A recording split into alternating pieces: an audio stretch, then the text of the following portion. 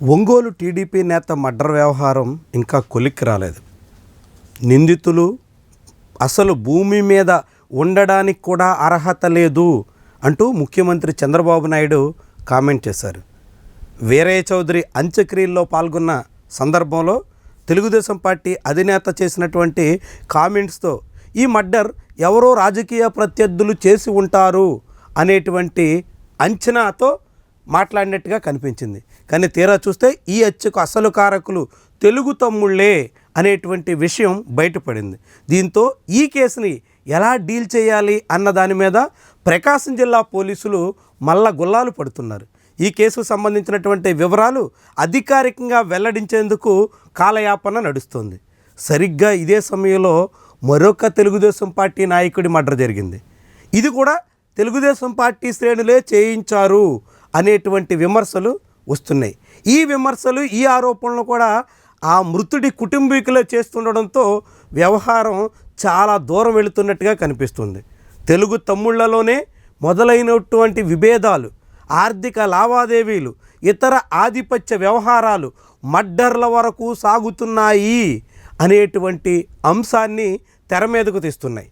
ఒంగోలులో వీరయ్య చౌదరిని తన కార్యాలయానికి వెళ్ళి చంపేసినటువంటి ఘటన మరువక ముందే ఇప్పుడు సూళ్ళూరుపేట అసెంబ్లీ నియోజకవర్గంలో ఓజిలి మండలానికి చెందినటువంటి గురుమూర్తి అనేటువంటి నాయకుడిని రోడ్డు ప్రమాదంగా చిత్రీకరించి మర్డర్ చేశారు అన్నది అభియోగం.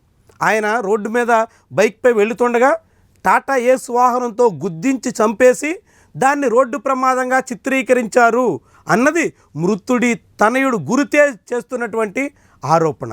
దీంతో ఇప్పుడు సూళ్ళూరుపేట అసెంబ్లీ నియోజకవర్గం పరిధిలో ఈ వ్యవహారం పెను దుమారం దిశగా కనిపిస్తుంది. అదే సమయంలో ఈ మర్డర్కి తెలుగుదేశం పార్టీలో ఉన్నటువంటి మరొక వర్గమే కారణం అన్నది మృతుడి బంధువుల ప్రధానమైనటువంటి అభియోగం. పోలీసులకు ఇచ్చినటువంటి ఫిర్యాదులో కూడా పేర్కొన్నటువంటి అంశం. దీంతో ఇప్పుడు ఒంగోలు వ్యవహారమే కొలిక్కి రాకుండా కాలయాపన నడుస్తున్నటువంటి తరుణంలో సూళ్ళూరుపేట వ్యవహారం ముందుకు రావడం పోలీసు వర్గాల్లో పెను సంచలనంగా మారుతుంది. అదే సమయంలో అధికార పార్టీ వ్యవహారాలని ప్రస్ఫుటం చేస్తుంది.